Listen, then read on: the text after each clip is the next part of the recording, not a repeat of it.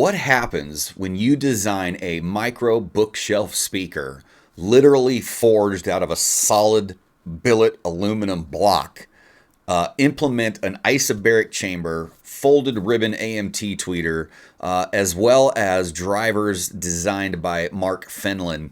And we are familiar with Mark Fenlon's drivers. We have quite a few speakers with them in there. What do you get when you put all of those things together? Man, I'm telling you, it is fantastic, and we are going to talk about it. You don't want to miss this. Let's get into it. All right. Hey, everybody. James here, your ABX audiophile. We are the world's only non-profit charity reviewers. 100% of our proceeds go directly to help musical youth programs focused on mentorship through musical creation. Appreciate y'all being here. So what are we talking about today? We are talking about the Mon Acoustic Super Mon Minis. You can see them behind me. They sent us out for review. I don't know, maybe 4 or 5 weeks ago. We've had them for a little bit. They went over to Kelly's house. He auditioned them. I put them in my main system. I put them in a couple different configurations. I finally got them up here to the studio, and we're going to talk about these fantastic speakers. But first, before we get into some specifics about them, kind of sound quality and my thoughts overall on kind of what are these speakers made for? Who are they kind of geared towards? How are you going to get the best sound and sound quality and performance out of these speakers? And kind of who this consumer is who would be interested in a, what I'm calling a micro bookshelf speaker. But first, let's take a look at them. Let's check them out, and let's get into what they look like. All right. All right, so let's take a look at the Mon Super Mini. We can see the front faceplate here. A nice little ribbon AMT style tweeter. You can look these up and find out what this tweeter is. Recessed in the front baffle, fairly deep. Super thick front baffle. You can see this thing's just beefy as all beefy can get.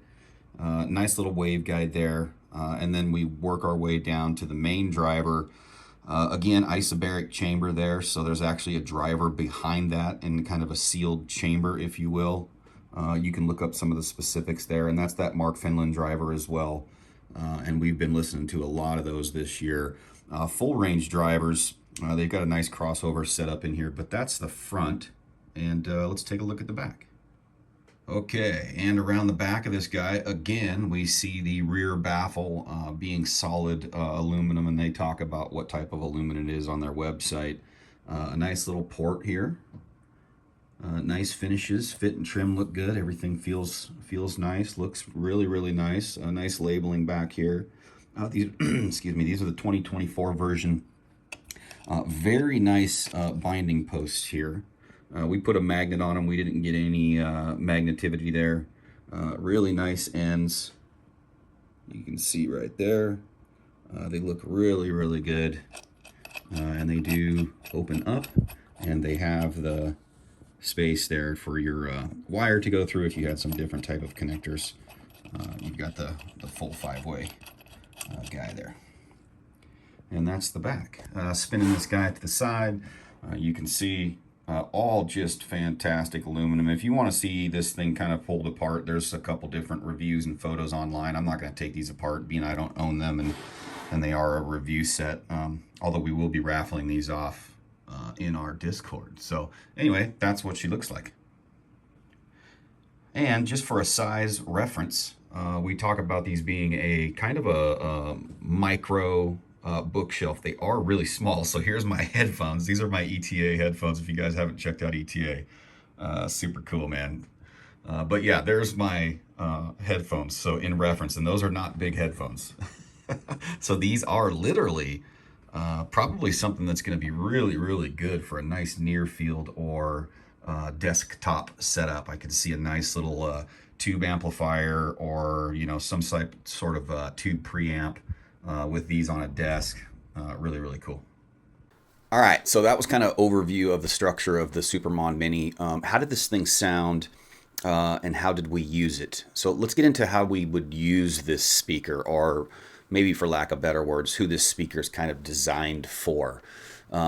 being it is such a micro bookshelf speaker, I see in my experience, and we put this speaker in my main system. We put it in a couple different rooms. We really had this. Kelly took it over to his house. He has kind of a smaller listening room. He did some desktop listening as well. This is really going to be for the individual who has a nice desktop. Would be absolutely ideal. Some nice isolators between the speaker and your desktop, or maybe some stands off to the side, with a nice little boutique system set up, maybe at your listening space, on your desk, or like you see behind me in my kind of near field listening setup here, where I can really kind of get in and critically listen to some of these speakers and components.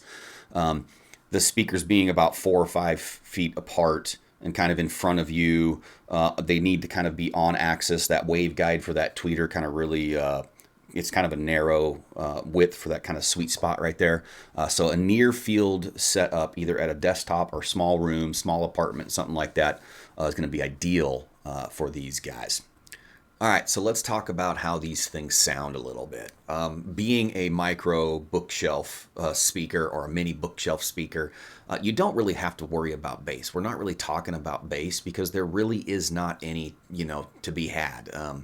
It's not significant enough anyway to like have a conversation about, how far these things dig or whatever. That's not the intention of these speakers. These speakers are meant for a very small room, near field listening setup. If you want to get some of the absolute best mid-range and upper treble performance that you've heard, this is kind of where you're going to be with the Super Mon Minis. Male and female vocals are absolutely off the charts, detailed, textured, dynamic. There is a palpable realness to them. And the resolution and refinement of the things that are in the soundstage with these speakers was absolutely mind-bending to me. Some of the best that I have probably heard this year in that realm of mids and trebles. It reminds me, I just spent the day over at Kelly's yesterday, and he runs some VOD1 bookshelves. They're stand mounts, a little bit bigger, but they essentially kind of run the same drivers that are in the Mon Minis, except they use one of these drivers, a smaller version, as a tweeter.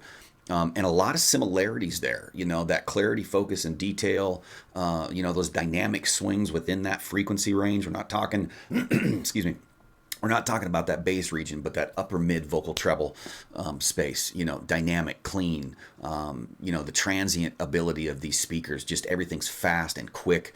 That folded ribbon AMT tweeter in the top is absolutely glorious. I got no fatigue. And I'm really sensitive to, you can ask our Discord and our community. I'm more of kind of like a warm, tubey, laid back guy. I didn't get any fatigue out of these. I didn't get any sibilance. Some of the songs, it's there. It's a ribbon tweeter, right? So if you force it, you put it straight on axis, you get higher volumes. You can get them that way. But yeah, just really good. Some of the most resolving sound that I've probably heard this year. It was impressive. So let's talk about kind of how I like these are the best sound-wise. We listened to this speaker in a lot of different configurations. We put stuff on it like PrimaLuna DiaLouge Premium, Orchard Audio Starnkrimson Class D GaNFET amplifiers. I've got behind me, you can't see, we've got the Wilsonton R8 on it right now. And one of the cool things about this setup here for me was with the ability not to have to worry about the bass. You're negating that. We were able to roll some tubes in here that usually we don't really like because of the bass gets a little bit sloppy and loose, kind of stuff. But I liked the Wilsonton R8 as well as the PrimaLuna DiaLouge Premium with some EL34 tubes.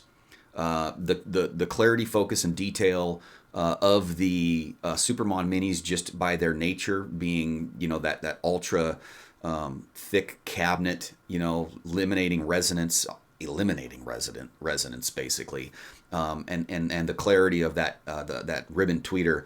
We rolled an EL34 tube in there, and that was absolutely fantastic. We got some of that soupy, smoky, analog, holographic goodness of a tube, and we didn't lose a lot of that clarity, focus, and detail because it just comes in spades with that Super Mon Mini. So For me personally, I think ideally this system, if I were to set this up, I would have a small, low powered tube amplifier with some nice analog tubes, and to get that holographicness and that soundstage going.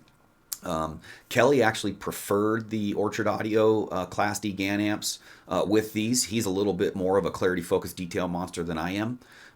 So it just kind of depends on your preference. It didn't play bad with anything that I really thought. I didn't prefer it with like a KT88 or a KT120 tube. I kind of like the EL34 space. I did use it with the Starnkrimson Ultra from Orchard Audio and the Schiit Freya with some 2-hole hot rods in the gain stage on the tube section, and that was really nice. They'll adapt kind of with whatever gear you put with them, but at the end of the day, these things are just going to be ultra resolving, ultra organic, nice naturalness, realness to them. There is no veil at all. It is some of the most resolving sound, like I've said, that I've probably heard this year. So if you're looking for something that's got kind of a small form factor, you want that kind of hi-fi resolving resolution in your sound. You don't mind pairing it with a small subwoofer. Maybe you're looking for something that's just kind of low-level listening, where, at night you just want to sit tight with something and, have a cold beverage or something, or just chill out and really just kind of get immersed into the soundstage, because it is really clean in the front, so you kind of really get a good view to that soundstage. Speaking of soundstage, standard stuff, messing with toe a little bit, I was able to get some really good depth to the soundstage, especially in that near field configuration. If you're working within like a 5-foot triangle or something like that, we were able to get some really nice soundstage images projecting into the room, and a nice accuracy to it all. It was really cool. So for $2,000 for this set of speakers, I'm not sure if this is going to be for everyone. I would definitely watch the reviews on it. Think about it. Don't think that you're going to get this speaker and you're going to put it in a large room and it's going to fill the room, because you're going to want to get that lower mids coming and you're going to crank that volume and you're going to start overpowering that speaker. And you definitely want to place it with a subwoofer too, a nice musical subwoofer, Rel, Rhythmic, JBL, something like that. I wouldn't advise, SVS or other kind of SPL type subs here. You're probably going to muddy up and take away some of that clarity and resolution that this thing does so well and brings to the table. But world class in that mid-range and top end, man. You're not going to go wrong there. But very specific to placement, implementation, use, needs, desires. What are you thinking about? What are you wanting to do? So don't just go out and buy these because, I said that they're some of the most resolving speakers I've heard this year, because they are a little bit finicky on how you implement them. So at the end of the day, I appreciate you guys being here. I hope you enjoyed that kind of quick rundown of the Mon Acoustic Super Mon Minis.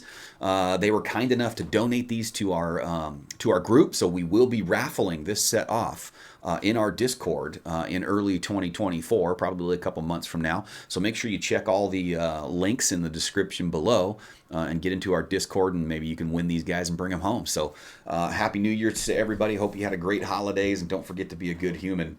I'm James, the ABX Audiophile. We'll talk to you guys later.